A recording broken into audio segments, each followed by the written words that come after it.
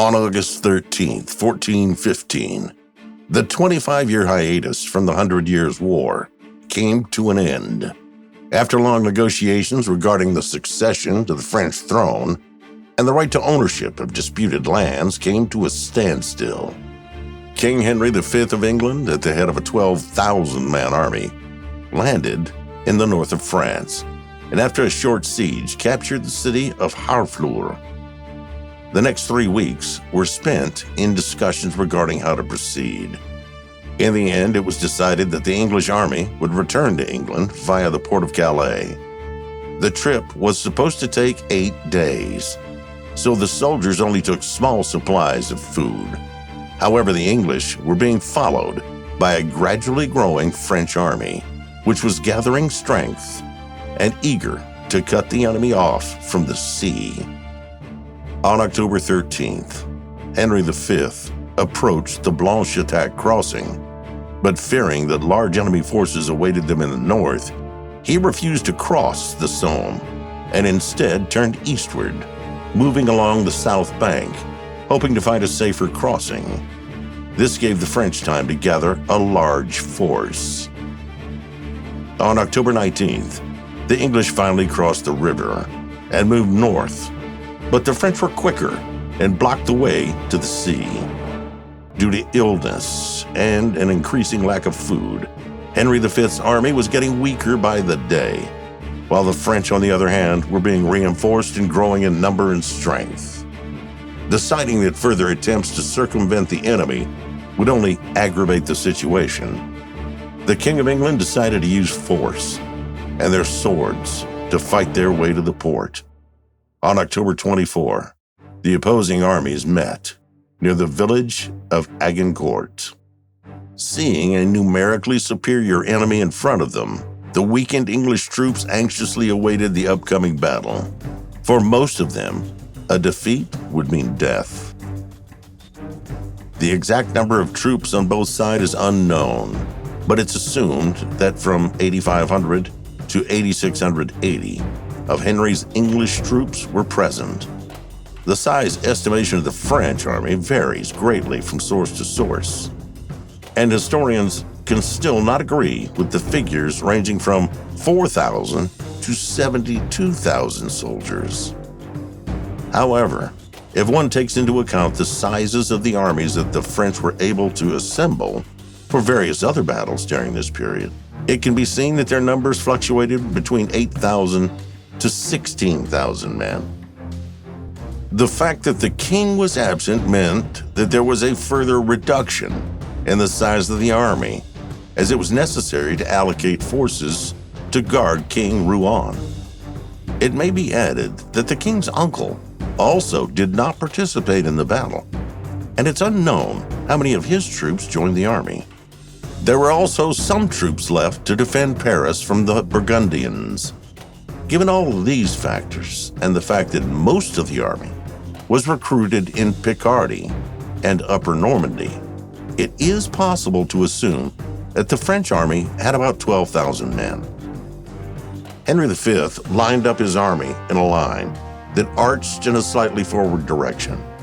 There were 1,500 men-at-arms in the center, and these were divided into a further 3 groups, with the king and his bodyguards in the center, and the flanks were being covered by archers, consisting of about 7,000 men. Before the battle, the bowmen were given wooden stakes that had to be thrust forward by those at the front of the formation. English archers were armed with 6-foot longbows made of yew. This formidable weapon had a tension of 110 to 200 pounds and was deadly up to a distance of about 200 yards, and it was possible to hit a target with accuracy up to about 50 yards. In order to be able to use such bows with confidence, the English archers trained for a long time and began to learn combat skills from an early age, by maturity reaching a high level of skill with their weapons. The maximum rate of fire for such bows was about 10 to 12 arrows per minute. Archers usually wore an achiton, or brigadine, with some protecting their heads with a bascinet. For close combat, the archers and the soldiers carried a variety of weapons. The English men-at-arms were a little different from the French. The group included all soldiers who could afford to buy armor and a horse. The armor was made of steel plates that almost completely covered the body, underneath which they wore a chiton for cushioning, and so that the plates didn't rub against their bodies. The weight of armor was about 60 to 80 pounds, with the total weight more or less evenly distributed over the entire body. Belts held the plates and armor, securely allowing little or no shifting. The only serious problem was poor ventilation and overheating, which caused fatigue to appear quicker. Weaponry most often consisted of a 4-meter spear, an axe, and a 3-foot-long sword. If they had to fight on foot, the soldiers were often armed with various kinds of two-handed weapons, including glaives, bills, and halberds. The infantry were armed with spears and usually less expensive armor, brigands, and helmets. The medieval army was not a monolithic mechanism, but a set of detachments of different sizes, each serving the king. Usually, the 100 Years' War army was divided into 3 parts, which were called battles. Soldiers included in the battles were divided into groups, each of which had its own banner. Such a group was led by a banneret. The English army was in far better condition with regard to cohesion than the French. In the 3 months since the beginning of the fighting, the soldiers had already marched over 250 miles together and had participated in the siege and capture of a city. The French, on the other hand, had only recently united, scattered units and had not had time to fight together. When they met, both armies lined the edges of a plowed field, which had become difficult to move through after heavy rains, and in some places, the ground was so soft that their legs sank knee-deep. The battlefield was located among dense woodlands, which were difficult to get through for the cavalry, and they protected the English flanks and prevented the French from using their numerical superiority and the mobility of their cavalry. Nearby, and to the west, was the village of Agincourt. Several days before the battle, the French had drawn up a battle plan in which the crossbowmen would attack the English archers, and then the horsemen would attack the bowmen. In the center, the French men-at-arms would attack their English counterparts from the front, and cavalry would attack from the rear. As for troops from the militias, it had been decided that they not enter the combat. The success of the plan depended on all of the participating units being able to arrive at the same time, and on them having enough time to discuss the details of the plan. The French army had serious problems with discipline, and the commanders could not convince the soldiers to join the detachments that fought against the archers, as attacking the men-at-arms was seen as more prestigious. Most likely the French had 3 divisions. The first in line were supposed to deliver the main blow and consisted of 5,000 men-at-arms.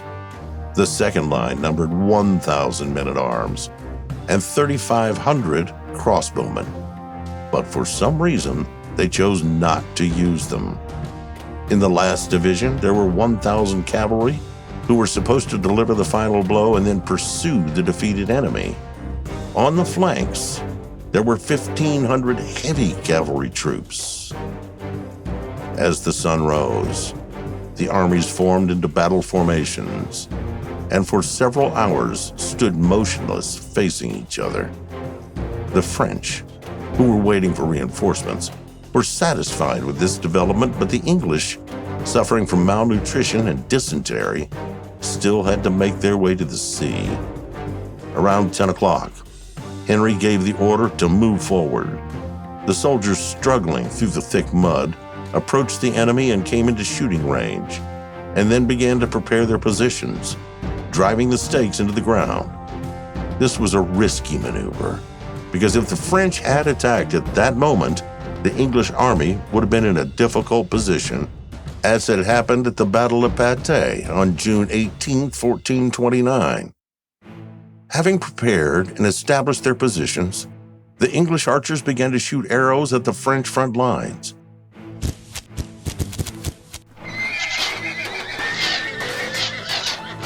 Then the cavalry rushed at the enemy.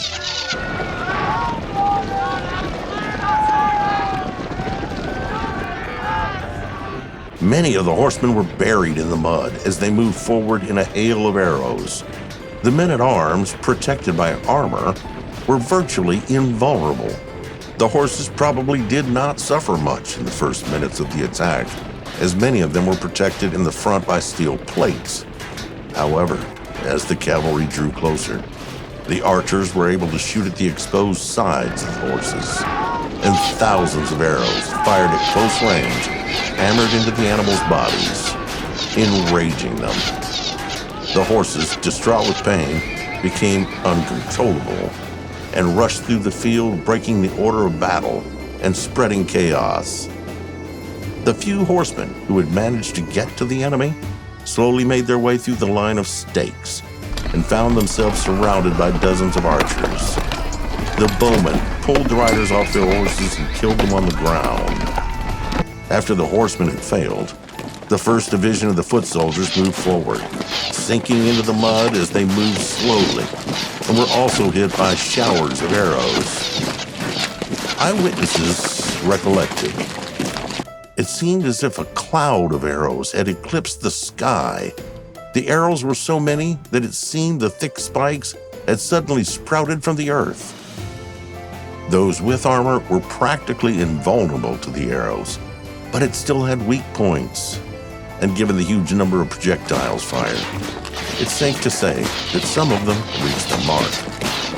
Being attacked from all three sides, the French stubbornly moved forward in the mud, lowering their heads downwards to protect the observation slits in their helmets from arrows. It was getting harder and harder for men-at-arms to move forward.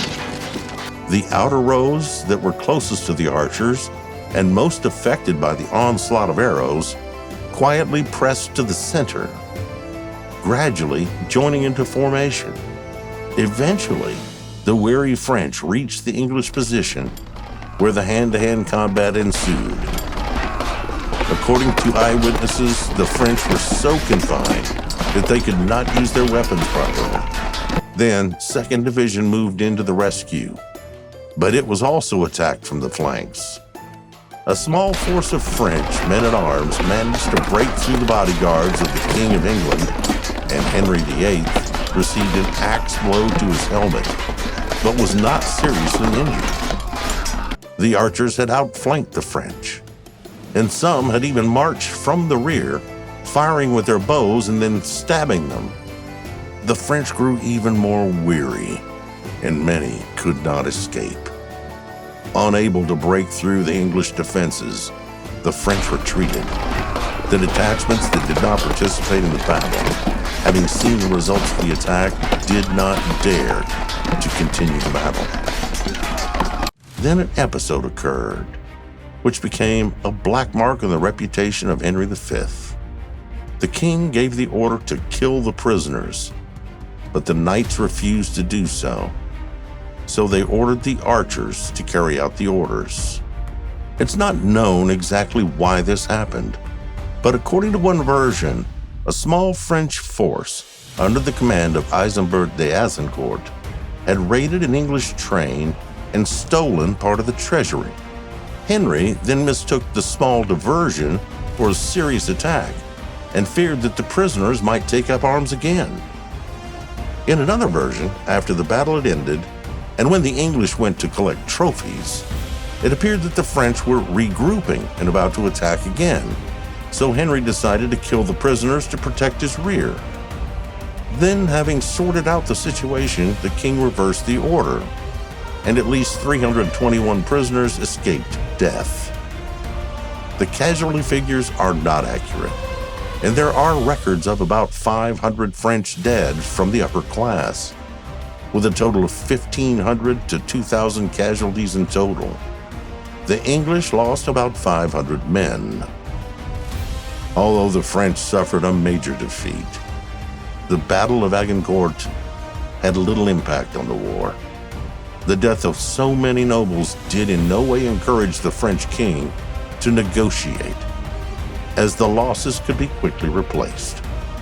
And despite the loss, the morale of the army was high. Henry, having broken through to Calais, wanted to continue the campaign, but at the Council of War, the commanders persuaded the king to end the hostilities. The troops needed rest, and active military activity in late autumn would lead to an increase in non-combat casualties. Thank you for watching. If you liked this video, click the like button and subscribe to the channel.